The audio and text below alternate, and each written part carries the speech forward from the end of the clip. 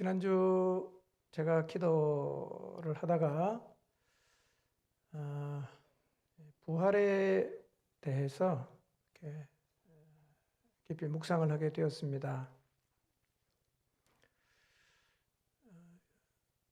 예수 그리스도의 부활이 오늘 우리에게 어떤 의미가 있는 것일까? 여러분도 한번 생각해 보십시오. 예수 그리스도의 부활이 오늘 우리에게 어떤 의미가 있을까요?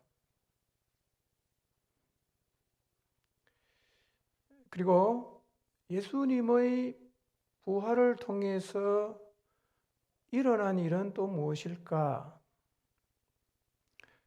이것을 생각하면서 그 내용들을 제가 기도 노트에 이렇게 적어 보았습니다. 그렇게 부활을 묵상하는데 부활을 통해서 일어난 일이 제 마음에 굉장히 크게 와 닿았고 가슴이 막 뛰기를 시작했습니다.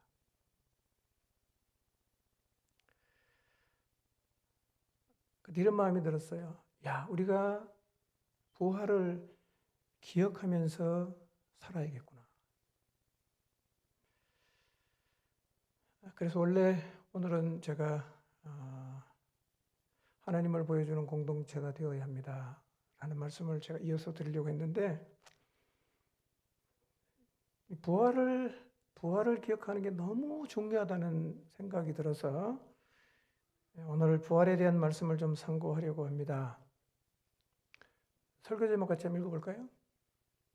시작.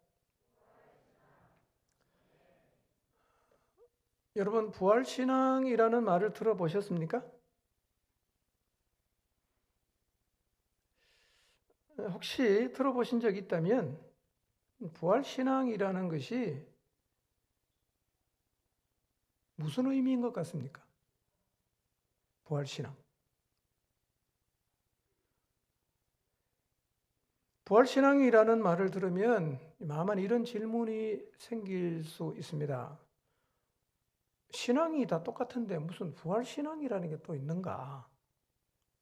그렇게 따지면 십자가신앙, 재림신앙, 영생신앙 뭐 그런 것도 있다는 말인가?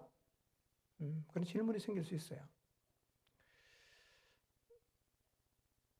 근데 우리의 신앙은 그런 식으로 분류되지 않습니다. 그렇게 분류되지 않아요. 그리고 특별한 주제의 신앙이 따로 존재하지도 않습니다.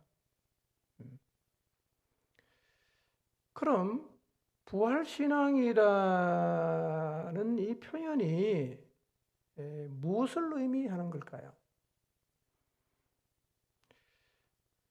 부활신앙이라고 표현하는 것은 모든 그리스도인이 가지고 있는 신앙의 중심, 핵심에 부활이 자리 잡고 있어야 하고 또 우리의 신앙이 부활의 바탕에 근거해서 세워져야 한다는 의미입니다.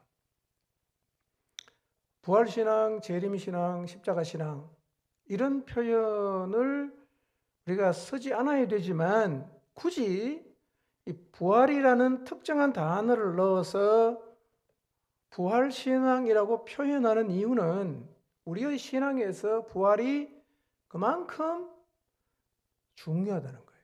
그만큼 중요하다는 말입니다. 그래서 우리가 무슨 일을 하든지, 근데 봉사를 하든, 헌신을 하든, 복음 전파를 하든, 어떤 형태의 인생을 살아가든지 간에 우리의 신앙의 바탕에는 늘 이 부활이 있어야 된다는 말이에요. 바탕에 부활이 있어야 돼요.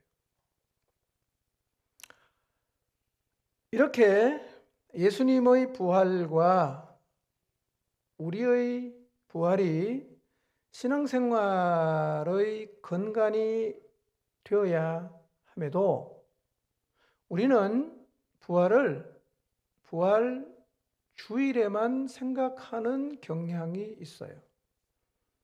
부활 주일에만 부활을 기억합니다. 그래서 부활 주일이 아닌 주일에 부활에 대한 설교를 하면 속으로 이런 생각이 들죠. 오늘 부활 주일도 아닌데 왜 부활에 대한 설교를 하지? 이런 생각을 한단 말이에요. 오늘도 주보를 받아들고 설교 제목을 보면서 부활주일 지나갔는데 왜 또 부활 얘기할까?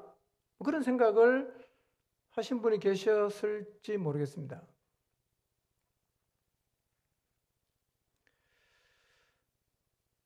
우리가 부활 주일에만 다루어야 하고 부활 주일에만 기억해야 한다고 생각한다면 그것은 우리가 부활을 너무 단편적으로 생각하고 있기 때문일 것입니다.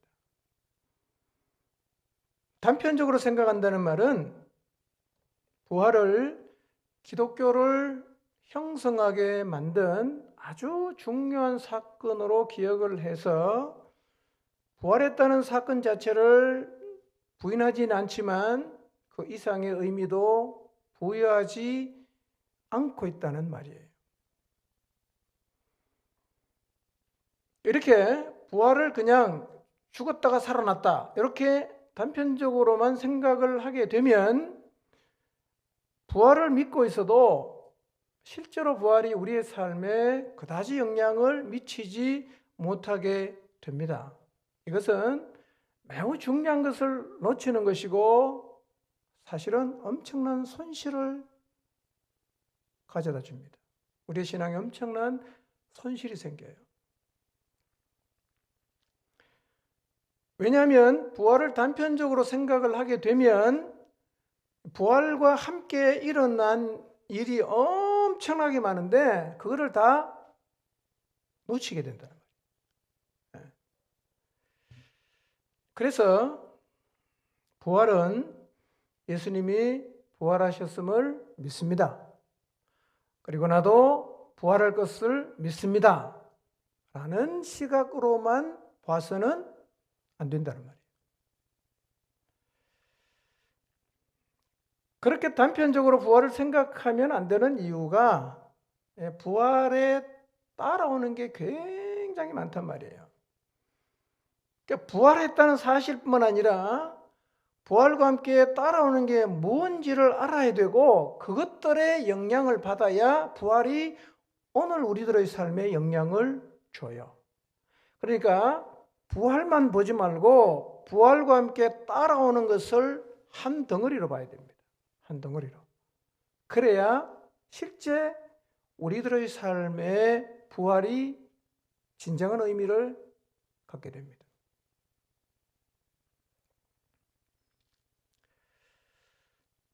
부활을 우리가 믿지만 부활과 함께 따라오는 것의 영향을 받지 못하는 이유가 뭐냐면 부활만 보기 때문에 그래요.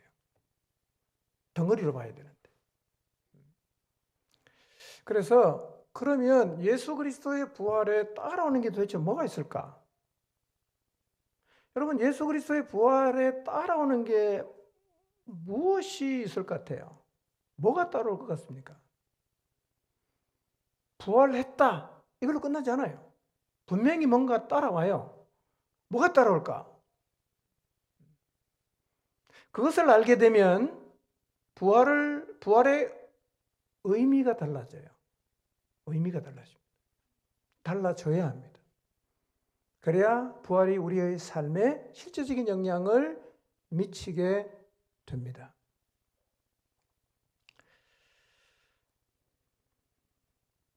도대체 부활과 함께 따라오는 게 뭘까요?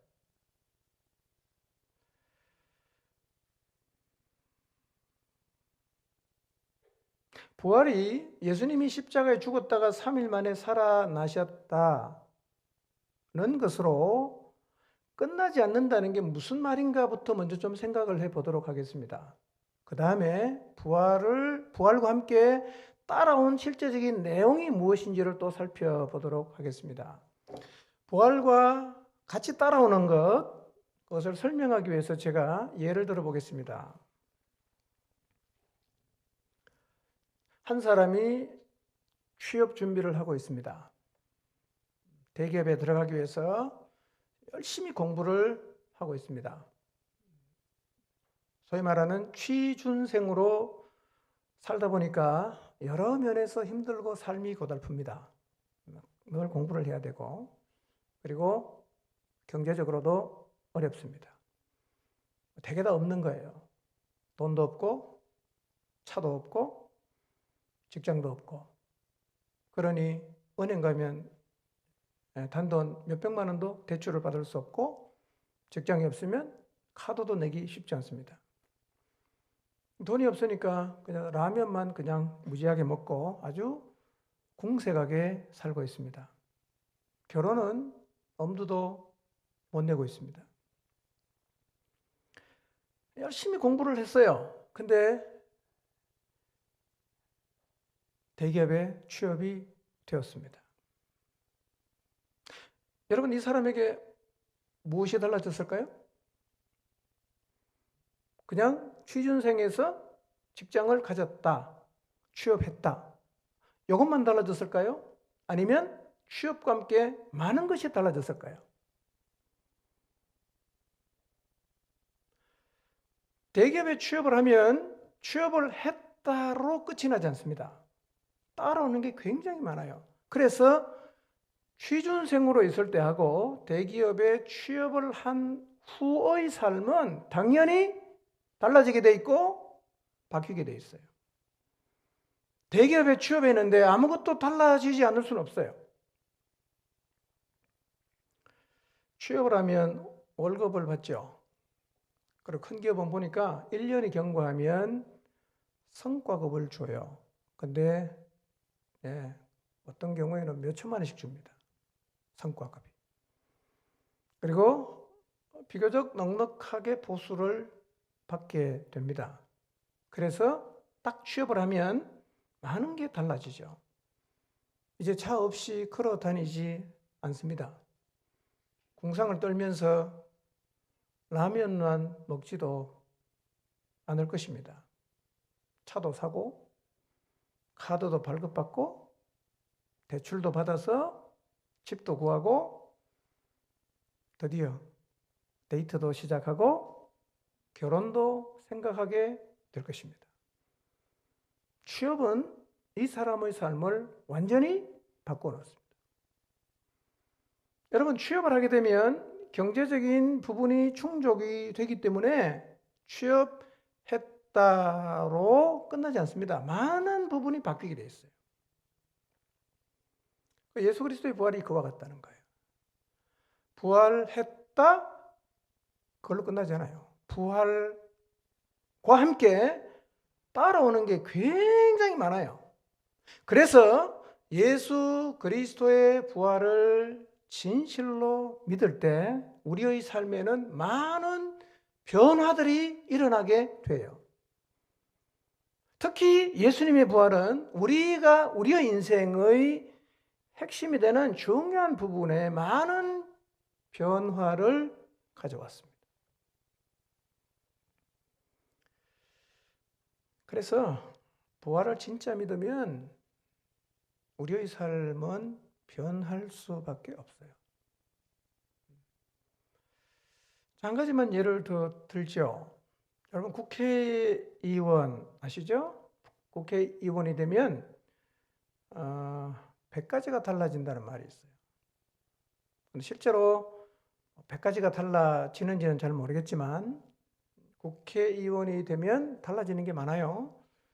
그 중에 특권이라고 할 정도로 달라지는 몇 가지가 있는데 제가 소개하겠습니다. 국회의원이 되면 첫째는요, 억대 연봉을 받게 됩니다. 국회의원 연봉이 1년에 1억 4천만 원 정도 된다고 합니다. 거기다가 사무실 운영비도 있고요, 차량 유지비도 있고, 출장비도 있고, 정책 개발비도 있는데 이건 다 별도로 받는다고 합니다. 두 번째, 세금을 낮게 낸답니다. 일반인보다 세금을 적게 내고요. 입법활동비나 특별활동비는 세금이 없고 건강보험료도 비슷한 소득의 직장인에 비해서 한 35% 정도 적게 낸다고 합니다. 셋째, 향토예비군 동원훈련, 민방위훈련도 면제받습니다. 넷째, 국회의원이 되면 친인척에게 일자리를 제공할 수 있습니다. 국회의원은 7명의 보좌진을 둘 수 있는데 보좌진은 국회의원이 마음대로 뽑을 수 있어요. 친척 다 뽑아도 상관이 없답니다. 보좌진의 보수는 연 3억 6천만 원 정도가 되는데 국가에서 다 지급을 합니다. 다섯 번째, 비행기를 탈 때 비즈니스석을 제공받습니다. 그래서 항공료는 의원 외교활동 예산에 따라서 국회 사무처에서 다 지급을 해줍니다. 여섯 번째, 죄를 지어도 국회의 동의가 없이는 체포가 되지 않습니다. 왜냐하면 국회의원은 어떤 위협에도 시달리지 않고 자유롭게 의정활동을 하도록 불체포 특권이 있어요. 그래서 국회의원은 국회의 동의가 없으면 사법당국에서 체포 구금할 수가 없습니다. 일곱 번째, 거액의 후원금을 받을 수 있습니다. 이미 역대 연봉을 받고 있는 데다가 9천만 원 정도의 정책개발 지원금을 또 받고 있지만 한 해 공식적으로 받을 수 있는 후원금이 연간 1억 5천만 원, 선거가 있는 해는 3억 원을 받을 수 있습니다. 공식적으로. 이런 것들뿐만 아니라 입법권이 있기 때문에 막강한 힘과 영향력을 가지고 있고 정말 이 사회를 바르게 끌고 가기 위해서 필요한 입법도 할 수가 있습니다. 이렇게 국회의원이 딱 되면 국회의원이 되었다로 끝나질 않아요. 엄청나게 많은 게 뒤따라와요. 그래서 삶이 바뀌는 거예요. 근데 예수님의 부활에는 이런 변화보다 훨씬 더 엄청난 게 따라와요. 엄청난 게 따라옵니다. 그래서 부활을 믿으면서 이전처럼 살아갈 수가 없어요. 부활을 믿는데 이전처럼 살아가는 것은 참 이상한 일이에요. 그것은 마치 뭐가 같으냐? 대기업에 취업을 했는데 맨날 라면만 먹는 사람. 국회의원이 되었는데 백수처럼 사는 거하고 똑같은데요. 여러분, 현실에서 그런 일이 일어날 수 있나요? 없죠? 근데 왜 우리는 부활을 믿는데 부활과 함께 따라오는 것이 엄청나게 많은데 우리는 부활을 믿고 있음에도 우리의 삶에는 변화가 일어나지 않을까요? 아마도 그것은 우리가 부활을 단편적으로 이해하기 때문입니다. 죽은 사람이 살아났다. 이것만 생각하는 거예요. 근데 부활이 그 정도가 아니라는 거예요. 엄청난 결과들이 부활과 함께 따라와요. 그게 뭔지를 알아야 돼요. 그리고 그것들의 영향을 받아야 됩니다. 이렇게 사는 것을 일컬어서 부활신앙이라고 말할 수가 있을 것입니다. 그러면 실제로 부활과 함께 따라오는 것, 부활과 함께 일어난 일, 일어나게 될 일은 구체적으로 무엇일까요? 이런 것들입니다. 예수 그리스도의 부활은 십자가의 효력을 확정했습니다. 예수 그리스도의 부활은 부활하신 예수님이 하나님의 아들이시요 세상을 구원할 구원자이심을 증명했습니다. 예수 그리스도의 부활은 구원의 역사를 완성했습니다. 부활은 구원의 마지막 퍼즐을 맞춘 것입니다. 예수 그리스도의 부활은 하나님의 약속이 반드시 이루어지고 믿을 만 가능하다는 것, 믿을 수 있다는 것을 증명했습니다. 우리는 예수 그리스도의 부활을 통해 심판, 재림, 영생, 영벌에 대한 약속도 그대로 이루어진다고 믿을 수가 있습니다. 예수님의 부활은 우리의 부활을 확정했습니다. 그분이 첫 열매로 부활하셨다면 다음 열매로 우리도 반드시 부활합니다. 부활에 따르는 거예요. 부활하신 예수님은 지금 살아계십니다. 그리고 우리와 함께 계십니다. 우리 안에 계십니다. 예수 그리스도의 부활과 함께 예수님께서 이 땅에 사실 때 하셨던 모든 말씀도 다 살아났습니다. 모두 다 살아났습니다. 이 모든 일들이 부활과 함께 따라온 일이고 앞으로 일어날 일들입니다.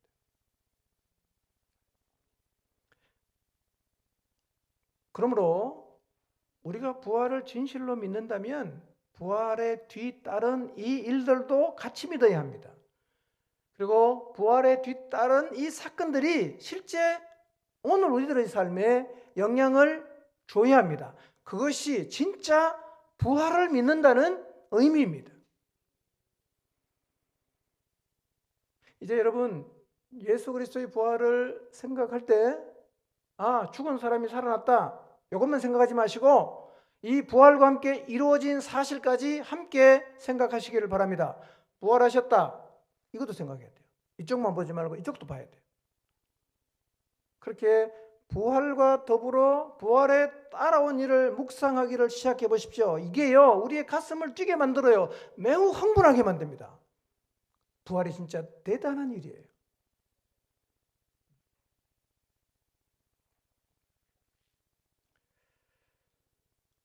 오늘은 부활과 함께 따라온 일들, 그리고 부활과 함께 일어나게 되는 일들 가운데 너무 많지만 핵심이 되는 몇 가지만 살피겠습니다. 여러분이 기억을 하기 힘들 것 같아서 세 가지만 말씀드리겠습니다.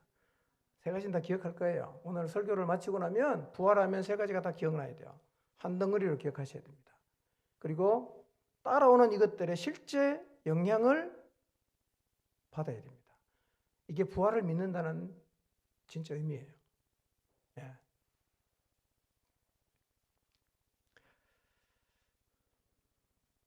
자, 부활과 함께 따라온 것의 첫 번째. 부활과 함께 예수님이 이 땅에 사실 때 하셨던 모든 말씀이 살아났습니다. 여러분, 이 말씀은 살아있는 거예요. 하나님 말씀은 살아있고 운동력이 있어요. 왜냐? 이 말씀을 하신 예수님께서 부활하셔서 지금 살아계시기 때문에 이 말씀도 다 살아났어요. 살아있는 말씀. 여러분, 만약에 예수님께서 십자가에서 죽으심으로 끝났다면 그분이 살아계셨어요. 어떤 말씀을 하셨더라도 그 말씀도 다 그냥 죽어버리는 거예요. 끝나는 거예요.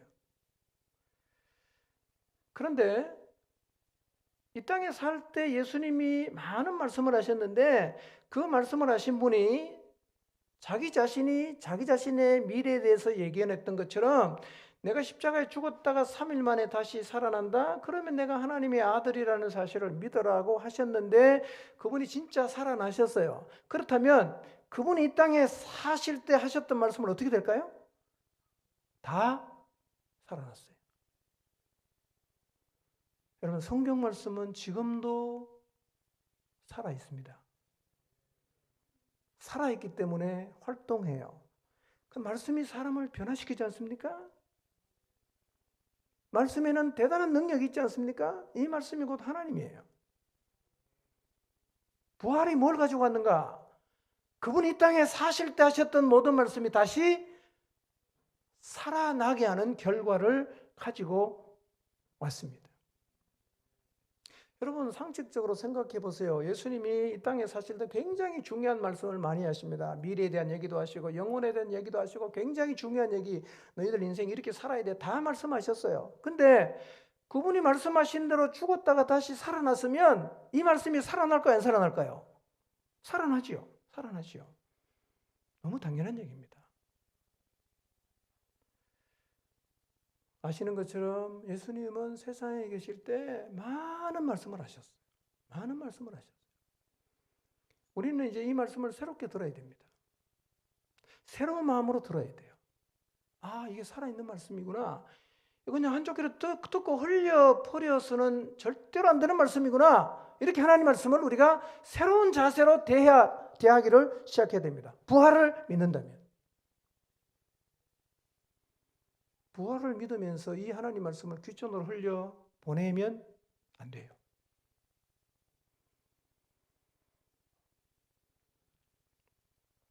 이제 예수님이 살아계실 때 무슨 말씀을 하셨는지가 매우 중요해졌습니다. 우리는 이제 인생을 어떻게 살아야 하는지를 알기 위해서라도 예수님께서 이 땅에 계실 때 무슨 말씀을 하셨는지를 찾아봐야 됩니다. 뭐라고 말씀하셨지? 어떻게 살라고 말씀하셨지? 그리고 귀를 기울여야 합니다. 그리고 살아있는 이 말씀, 한 말씀 한 말씀을 아주 무게감 있게 받아야 합니다. 절대로 무시하시면 안 돼요. 부활을 믿는다면 살아있는 이 말씀을 절대로 무시하시면 안 돼요. 예수님도 살아계셨을 때 자기의 말에 순종하라고 말씀하셨어요. 마태복음 7장 24절에서 27절 말씀 읽지 않겠습니다. 예수님께서 이렇게 말씀하세요. 나의 이 말을 듣고 행하는 자와 반대로 나의 이 말을 듣기는 하지만 행하지 않는 자의 결과가 무엇인지를 말씀하고 있어요. 결국 예수님이 말씀하시는 거예요. 내 말을 듣고 행해야 한다 라고 말씀을 하십니다. 그래서 예수 그리스도의 부활을 믿는 사람은 예수님께서 살아계셨을 때 하신 말씀을 믿고 그 말씀대로 순종해야 합니다. 이것이 부활을 믿는 사람들의 신앙의 자세입니다. 자, 그러면 예수님께서 우리에게 하신 말씀이 뭘까요? 작게는 복음서죠. 직접 말씀하셨으니까.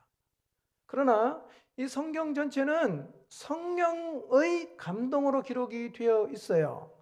하나님 아버지, 성자 예수님, 성령 하나님은 삼위일체예요. 이 성경이 성령의 감동으로 기록이 되었다면 좀 넓게 보면 이 모든 성경이 다 누구 말씀이에요?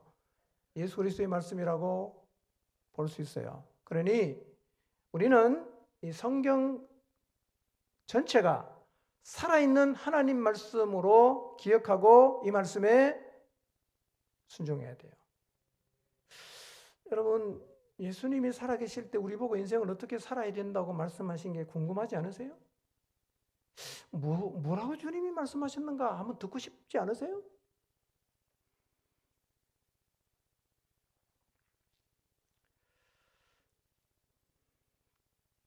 자, 주님이 많은 말씀을 하셨어요.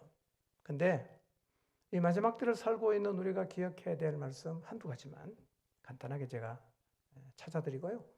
나머지는 여러분이 복음서를 직접 읽어보시고 성경을 읽어보세요. 어떤 마음으로 읽냐? 부활하신 예수님이 살아계실 때 우리 보고 뭐라고 말씀하셨지? 어떻게 살라고 말씀하셨지? 뭐가 중요하다고 말씀하셨지? 뭐를 잡아야 된다고 말씀하셨지? 알고자 하는 마음으로 다시 읽어보십시오. 들어보십시오. 그리고 잡으십시오. 마태복음 1장 16절에서 20절입니다. 읽지는 않겠습니다. 띄워는 주세요. 네.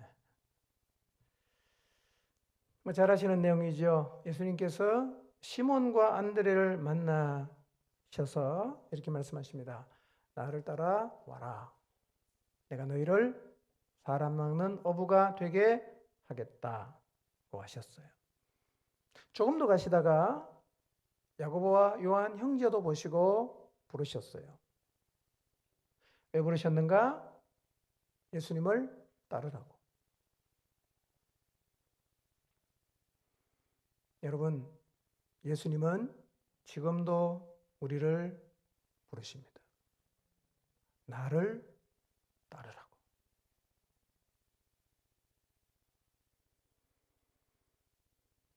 이 살아있는 이 말씀을 마음에 담으시길 바랍니다. 예수님이 우리를 불러요. 나를 따르지 않을래? 나 따라와. 이렇게 불러요. 예나 지금이나 주님을 따르는 사람이 너무 적지 않습니까? 세상을 따라가지요. 주님 잘 안 따라와요. 예수님께서 말씀하셨어요. 좁은 길로 가라. 넓은 길은 사람이 많이 가지만 너희가 걸어가야 될 길은 좁고 협착한 길이어서 따르는 사람이 적지 않지만 너희는 좁은 길을 가야 된다라고 말씀하셨어요. 우리가 걷는 길이 좁은 길이지만 그러나 주님은 지금도 우리를 부르십니다. 나를 따르라고. 나를 따르라고 부르시는 이 주님의 말씀을 오늘 이 아침에 다시 가슴 깊이 새기시고 이 말씀이 우리 모두의 마음속에 살아있게 되기를 바라고 우리 모두가 살아있는 이 주님의 부르심을 붙잡게 되기를 바랍니다. 나를 따라라.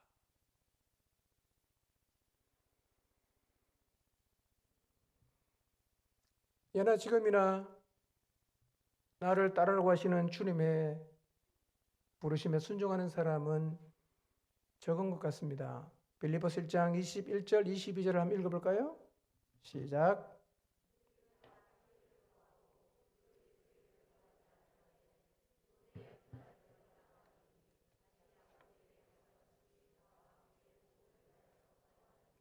네. 사도 바울이 빌립보 교회에 보낸 편지입니다. 2장에 가서 바울이 이런 말을 하죠. 그들이 다 자기 일을 구하고 그리스도 예수의 일을 구하지 않는다. 바울이 보니까 빌립보 교인 가운데 많은 사람이 다 자기 일만 구하고 있어요. 그리스도 예수의 일을 구하지 않았어요. 근데 그 빌립보 교회 가운데에서 한 명을 얘기합니다. 디모데. 그는 나와 함께 복음을 위하여 수고하였다라고 이야기를 합니다. 오늘 나는 무슨 일을 하고 있을까? 그리스도 예수의 일을 하고 있을까? 내 일을 하고 있을까를 한번 돌아보았으면 좋겠습니다. 주님은 우리에게 나를 따라오라고 부르십니다. 하나님은 우리가 복음을 위해 수고하는 자리에 서기를 원하십니다. 자기 일이 아니라 그리스도 예수의 일을 구하는 자리에 서시기를 바랍니다. 마태복음 6장 30절에서 33절입니다. 읽지는 않겠습니다. 6장을 쭉 읽어보면 25절부터 읽어보면 예수님께서 제자들을 향해서 말씀하세요. 무엇을 입을까? 무엇을 먹을까? 무엇을 마실까? 염려하지 마라. 이거는 다 하나님이 없는 이방인들이 구하는 것이다. 너희 하늘 아버지께서는 이 모든 것이 너희에게 있어야 한다는 사실을 알고 계신다. 그러니 이제 너희는 먼저 그의 나라와 의를 구하며 살아야 한다.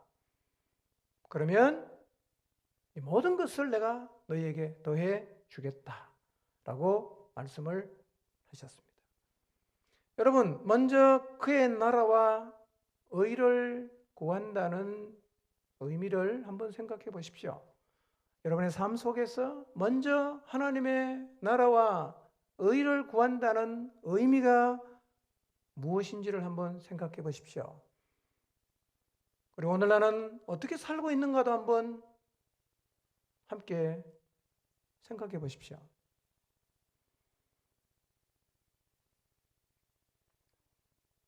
우리 모두는 하고 싶은 일이 많습니다. 그리고 해야 할 일도 많습니다. 그러나 그 누구도 자기가 하고 싶은 일을 다 하고 해야 할 일을 다 하면서 살아갈 수는 없습니다. 그래서 10가지를 하고 싶어도 내가 할 수 있는 여력이 2가지밖에 안 되니까 10개 중에 2개를 선택하는 것입니다. 내가 해야 할 일이 20가지가 있지만 내가 갖고 있는 역량으로 4개밖에 못한다면 20개 중에 16개는 버리고 4개만 잡아야 되는 거예요. 그런데 예수님께서 말씀하시죠. 너에게 세상에 살 동안 먼저는 하나님의 나라와 의를 구하며 살아라. 누가 이렇게 말씀하셨어요? 예수님께서.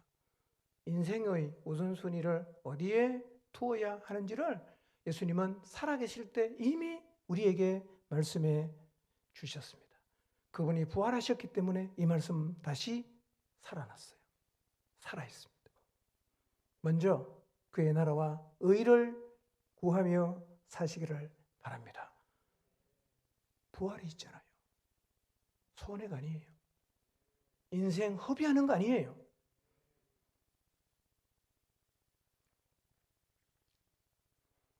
요한복음 15장 4절에서 7절 말씀 띄워는 주시고 눈으로 읽어보십시오. 이 말씀은 십자가를 하루 앞에 둔 목요일 날 하신 말씀이에요. 요한복음 13장부터 17장까지는 예수님께서 십자가에 달려 죽으신 금요일 하루 전 목요일 날 다 하신 말씀이에요. 자, 이제 예수님은 내일 세상을 떠나가세요. 남겨진 제자들에게 인생을 어떻게 살아야 되는지 가르쳐 줘야 되잖아. 많은 말씀을 하셨어요. 그 중에 하나가 요한복음 15장이에요. 굉장히 중요한 말씀이에요. 주님 이렇게 말씀하시는 거예요. 얘들아, 가지가 포도나무에 붙어 있지 않으면 스스로는 절대로 열매를 맺을 수 없다. 그처럼 너희도 나한테 붙어 있지 않으면 아무런 열매도 맺을 수 없다라고 말씀하셨어요.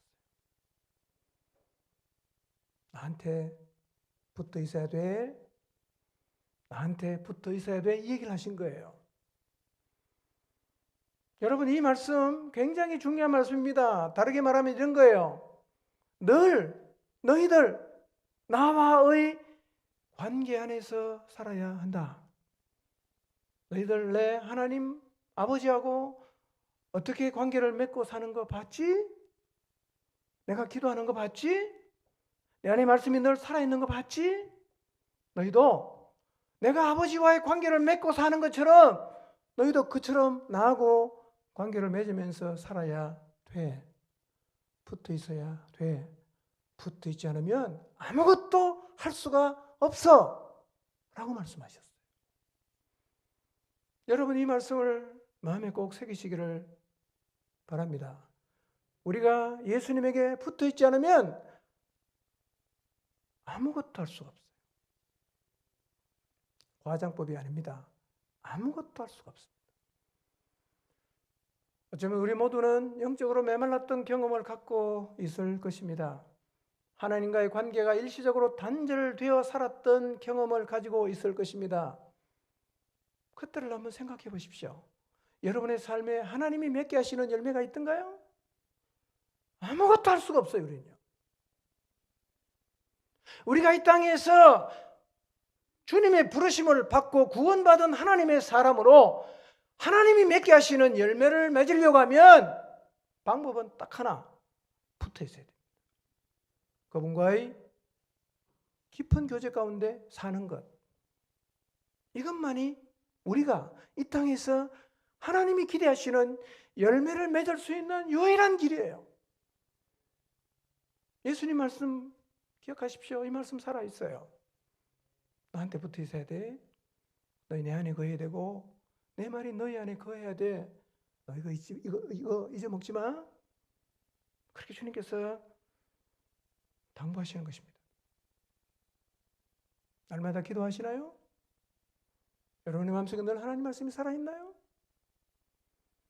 이거 회복하셔야 돼요.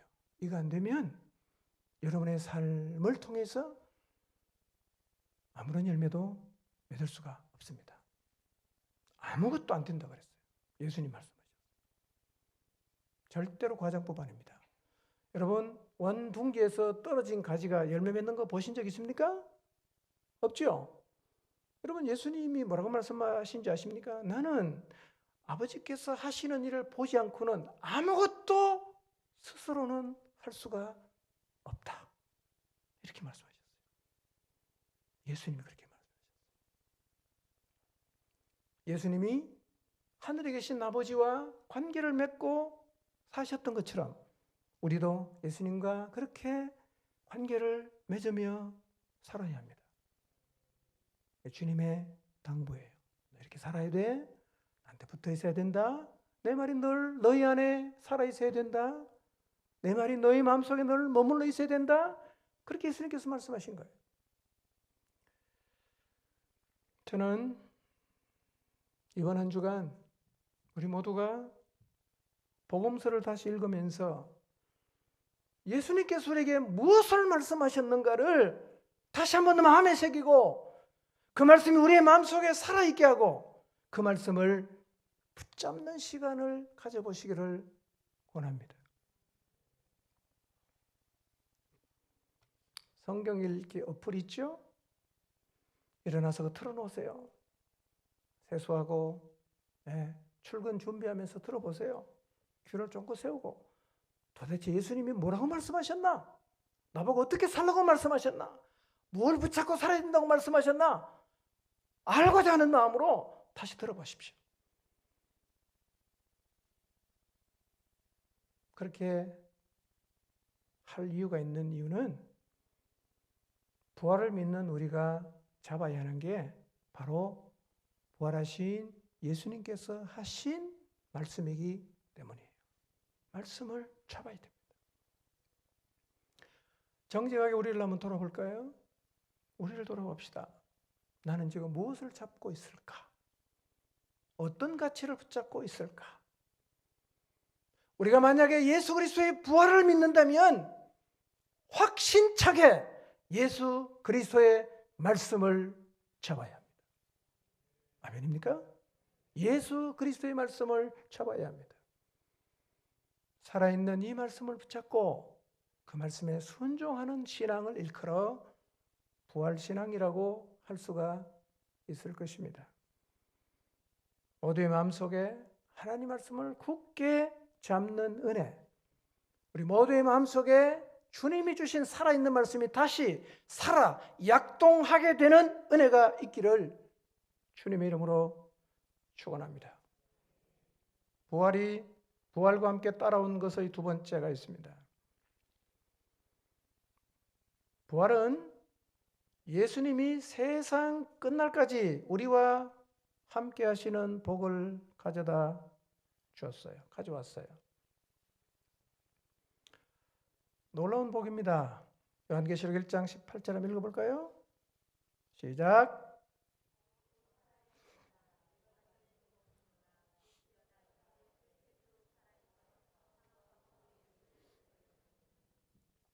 사도 요한이 밤모섬에서 성령의 감동이 되어 환상을 봤는데 환상 가운데 인자를 봤어요. 요한이 그 인자의 환상을 보면서 너무 두려워서 엎드러져 죽은 자같이 되었다. 거의 기절했단 말입니다. 실신했어요. 그렇게 쓰러져 있는데 그 인자가 오셔서 오른손을 요한에게 얹고 이렇게 말씀하세요. 두려워 말라. 나는 처음이요 마지막이니 곧 살아 있는 자라. 내가 전에 죽었으나 이제는 영원히 살아 있어 사망과 지옥의 열쇠를 가지고 있다. 그 말씀을 하셨습니다. 요한은 부활하신 주님을 만났어요.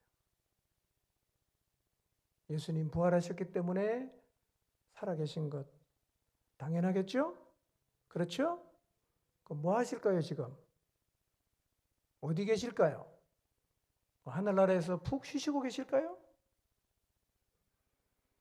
그분이 이런 약속을 우리에게 주셨습니다. 마태복음 28장 20절 읽겠습니다. 시작.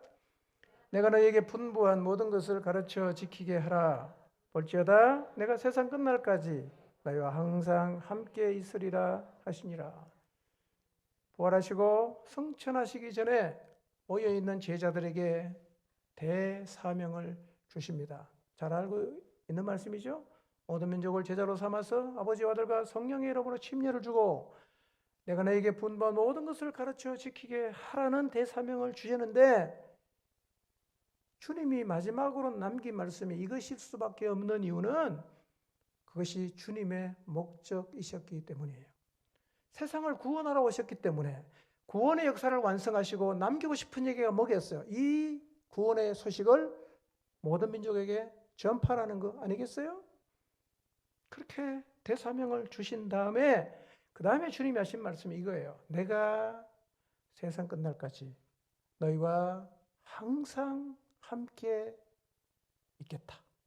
이렇게 말씀하셨어요. 여러분, 부활하신 예수님께서 우리와 세상 끝나는 날까지 항상 함께 있겠다고 하신 말씀이 솔직하게 어떻게 들리세요? 감격스럽습니까? 확신이 생기십니까? 아니면 다 아는 얘기인데 누가 모르나? 그렇게 들리십니까? 어쩌면 우리는 성경에서 말씀하고 있는 매우 중요한 약속들을 그냥 상투적인 얘기로 다 흘려 보내고 있을지 몰라요. 여러분, 예수님이 지금 여러분과 함께 계시나요? 부활하신 예수님이? 한번 보세요. 계십니까? 생각해 보세요. 아, 부활하신 예수님이 나와 함께 계시는구나. 여러분, 세상 끝날까지 우리와 함께 하겠다는 이 말씀을 부활과 연관해서 한번 생각해 보십시오. 예수님이 부활하신 게 확실하다면 예수님 살아계신 거 분명하지요? 그렇죠? 부활했으니까 살아계신 거 맞잖아요. 그분이 약속하셨어요. 내가 세상 끝나는 날까지 너희와 함께 있겠다. 여러분, 여러분과 함께 하시는 예수님을 날마다 생각하면서 사시기를 바랍니다. 아, 예수님 나와 함께 계시지. 예수님 나와 함께 계시지. 이거를 한순간도 잊지 마십시오. 안타까운 일이 뭐냐? 믿음이 없고 주님과의 관계가 자주 끊어지는 우리는 예수님이 우리와 함께 한다는 사실을 자주 까먹을 뿐만 아니라 그것이 얼마나 대단한 건지조차 모르고 있어요. 여러분, 돈 많은 부자가 여러분의 백그라운드가 되어주면, 권력을 가진 사람이 여러분의 백그라운드가 되어주면 든든하지 않겠어요? 부활하신 예수님께서 세상 끝날까지 우리와 함께 계시겠답니다. 근데요, 이 사실을 진짜 우리가 인식하기 시작할 때 놀라운 일이 일어나요.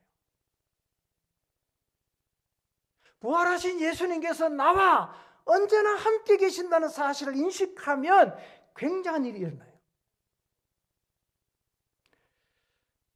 성경에서 그런 사람 한 2명만 찾아보는데 먼저 다윗을 봅시다. 역대상 11장 9절입니다.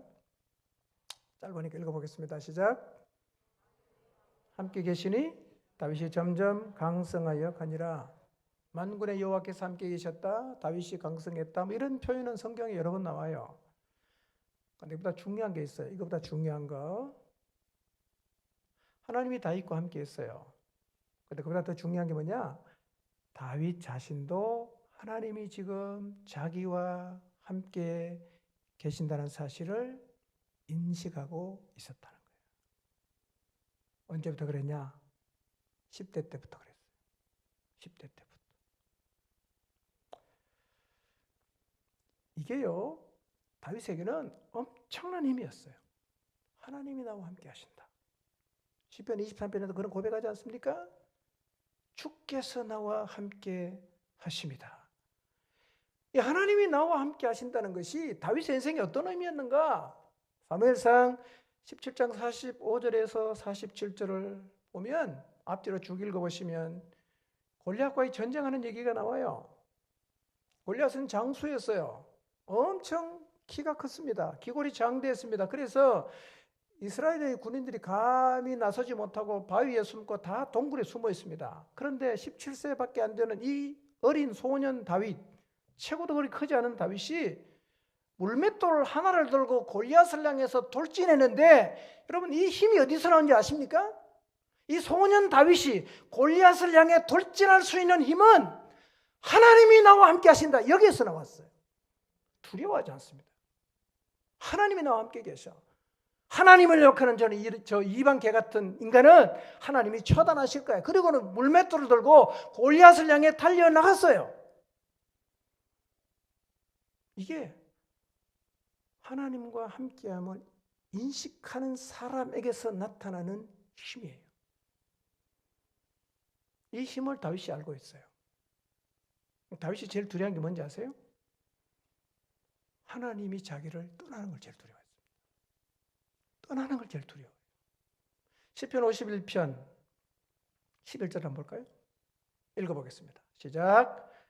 나를 주 앞에서 쫓아내지 마시며 주의 성령을 내게서 거두지 마소서. 밧세바를 범하는 죄를 지은 후에 나단 선지자의 책망을 받고 다윗은 내가 잘못했다고 회개합니다. 나단 선지자가 하나님이 당신의 죄를 용서했다고 말씀해줘요. 그런데 이 일 후에 다윗이 하나님 앞에 드린 기도가 시편 51편이에요. 그 내용 중간에 다윗이 이렇게 기도해요. 나를 주 앞에서 쫓아내지 말아주십시오. 하나님 나를 버리지 말아주세요. 하나님 나를 제발 떠나가지 말아주십시오. 이게 기도예요. 내게 있는 성령, 나와 함께 역사했던 성령을 제게서 거두어 가지 마십시오. 하나님과 단절되지 않게 해주십시오. 이게 다윗의 절박한 기도예요. 왜 이런 기도하는지 아십니까? 함께함의 힘을 다윗은 알고 있어요.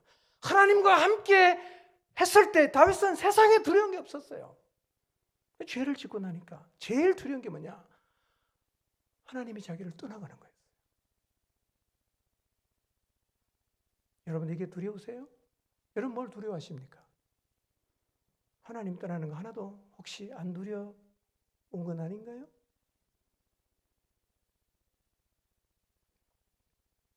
요셉도 그랬어요. 창세기 45장 5절에서 8절인데요.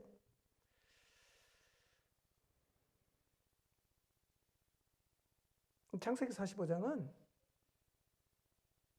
17세 때 은 20에 팔려서 애국으로 팔려갔던 요셉이 곡식을 구하러 온 형들 앞에서 자기가 요셉이라는 사실을 밝히는 아주 극적인 자리예요. 그 자리에서 요셉이요, 이런 표현을 4번 반복합니다. 여러분 5절에서 8절까지 받아보면 여러분 눈에 노랗게 보이는 거 있죠? 그 표현을 주의해서 보시길 바랍니다. 요셉이 이렇게 말해요. 하나님이 생명을 구원하시려고 나를 당신보다 먼저 보냈다. 하나님이 큰 구원으로 당신들의 생명을 보존하고 당신들의 후손을 세상에 두시려고 나를 당신보다 먼저 보냈다. 8절에 나를 이리로 보낸 이는 당신들이 아니요 하나님이다. 그 다음에 하나님이 나를 바로에게 아버지로 삼으셨다. 여러분 이 짧은 구절에서 하나님이 자기를 보냈다는 얘기를 4번이나 반복합니다. 4번씩이나. 그러니까 결국은 이 요셉의 마음속에는 그게 가득 들어있는 거예요. 하나님이 하셨다 이게 가득 들어있는 거예요. 계속 입만 열면 그 말이 나오는 거죠. 여러분 노예로 잡혀갔어요. 죄수가 또 되었습니다. 억울하지요? 요셉은 하나님이 자기와 함께 한다는 사실을 알고 있습니다. 인식하고 있어요. 그러니까 견뎌내는 거예요. 노예로도 견뎌내고 억울하게 누명 쓰고 감옥 가도 함께 하시는 하나님 때문에 견뎌내요. 이게 하나님이 함께 하신다는 사실을 인식하는 사람이 가질 수 있는 힘이에요. 고난도 견딜 수 있어요. 억울함도 견딜 수 있어요. 하나님 나와 함께 하시니까. 뿐만 아니라 애굽뿐만 아니라 사실은 그 당시 온 세상을 먹여 살려야 되는 막중한 책임을 가진 총리가 되었어요. 요셉이 대학을 나왔습니까? 17살에 잡혀가고 노예살이 하다가 감옥 갔다가 나왔어요. 어떻게 나라를 통치합니까? 그러나 함께 하시는 하나님 때문에 너무 지혜롭게 그 총리의 역할도 잘 감당을 합니다. 요셉은 이 모든 일이 자기와 함께 하시는 하나님으로 인한 것이라는 사실을 너무 잘 알고 있어요. 그래서 요셉은 자기의 삶을 말할 때 언제나 이렇게 말합니다. 하나님이 이렇게 말하는 거예요. 근데 하나님이 다윗이나 요셉과만 함께 하시나요? 부활하신 예수님은 우리와 세상 끝날까지 항상 함께 있겠다고 약속하셨는데 여러분 이 약속의 말씀을 오늘 여러분의 마음속에 깊이 새기시기를 바랍니다. 하나님이 함께 하신다. 힘이에요. 굉장한 힘이에요. 여러분 하나님은 우리와 함께 계세요. 그 하나님을 기억하면서 지금 여러분의 삶의 형편이 어떠하든지 간에 하나님을 주어로 해서 여러분의 삶을 한번 설명해 보십시오. 재수가 나쁘다. 운이 없다. 하나님 날 버렸다. 이게 아니라 하나님이 주어가 돼서 여러분의 인생을 한번 설명해 보십시오. 하나님은 우리와 함께 하십니다. 이게 부활과 함께 따라온 축복이에요.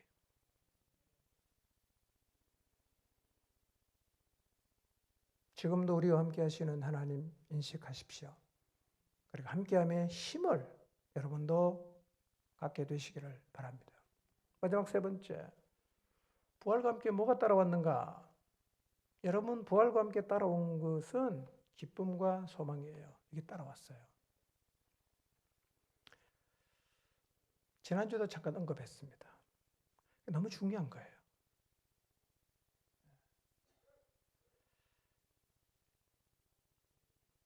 여러분 예수님께서 죽음을 이기고 부활하신 거 믿으시죠? 그렇죠?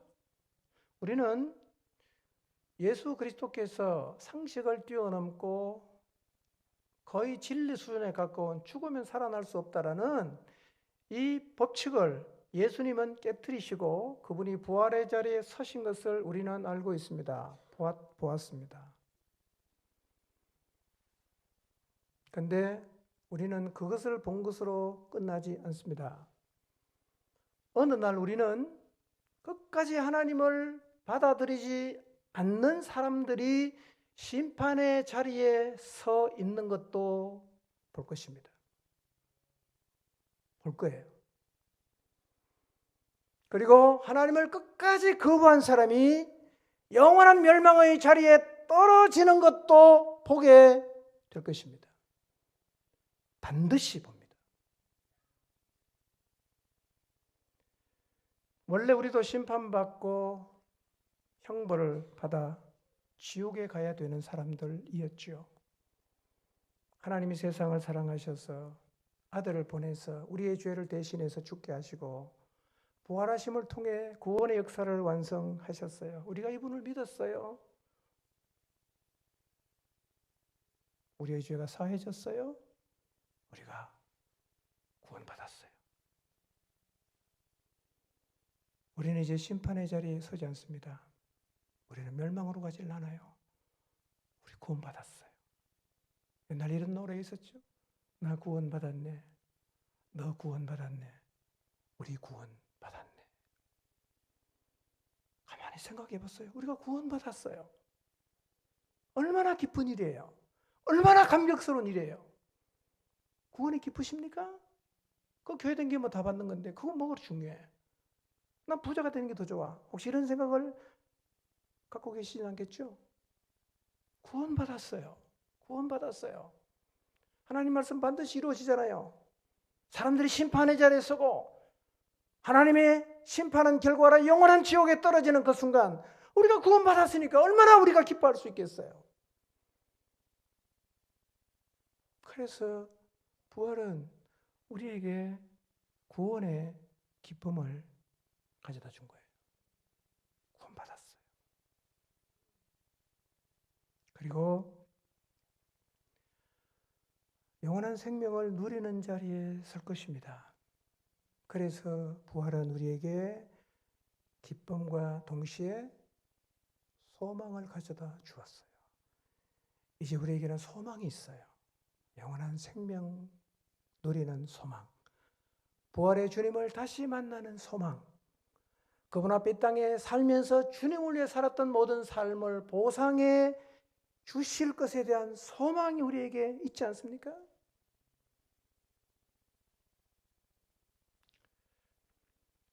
부활을 묵상하는데요. 문득 제 마음속에 이 찬양이 떠올랐어요. 부활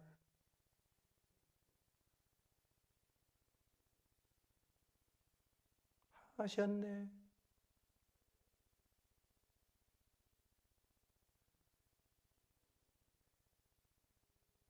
여러분, 부활하셨다는 말은 다른 말로 하면 구원받았네.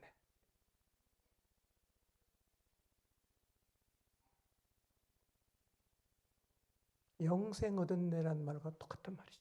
똑같은 말입니다. 예수님 부활하셨어요.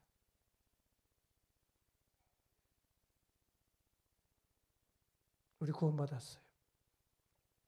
영원한 생명 얻었어요. 예수님 다시 사셨어요. 부활을 노래해야 합니다.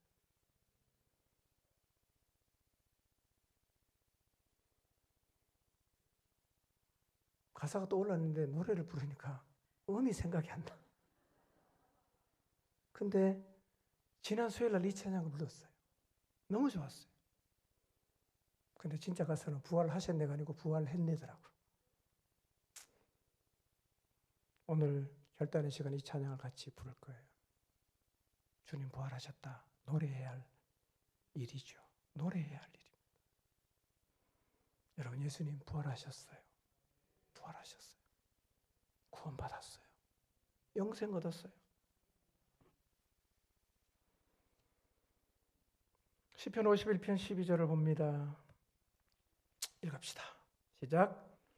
주님께서 베푸시는 구원의 기쁨을 내게 회복시켜 주시고 내가 지탱할 수 있도록 내가 자발적인 마음을 주십시오.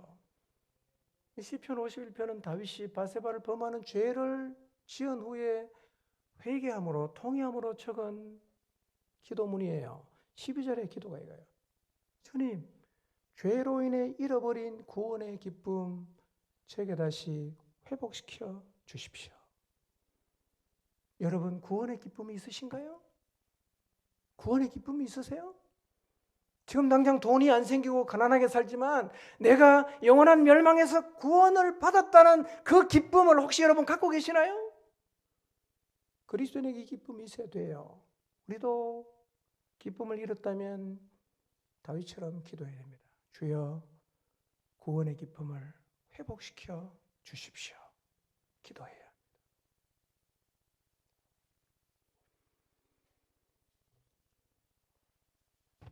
부활을 정말 믿는다면 부활과 함께 살아난 예수님이 하신 말씀, 성경 말씀을 붙잡으시기 바랍니다. 그리고 그 말씀을 따라 여러분의 인생을 살아가시기를 바랍니다. 말씀이 우리의 마음속에 이제 살아있어야 합니다. 여러분 부활을 정말 믿는다면 나와 주님이 함께 계신다는 사실을 한시라도 잊지 마시고 이론이 아니라 주님이 나와 함께 계신다는 사실이 내가 겪는 모든 상황을 이기게 하는 힘으로 경험되시기를 바랍니다. 그리고 나와 함께 하시는 하나님 그냥 놀러 오신 게 아니라 내 삶의 주인이 되셔서 내 삶을 이끌어 가시니까 이제 내 인생에 하나님이 주어가 되어 인생을 말하게 되시기를 바랍니다. 하나님이 하셨어. 하나님이 하셨어. 하나님이 하셨어. 그리고 부활을 정말 믿는다면 구원의 기쁨, 영생의 소망이 마음속에 넘치게 되시기를 바랍니다. 예수님의 부활을 믿었던 제자들처럼 동일하게 예수 그리스도의 부활을 믿는 믿음 때문에 삶이 이전과는 완전히 다르게 새로워지는 은혜가 우리 모두에게 있기를 주님의 이름으로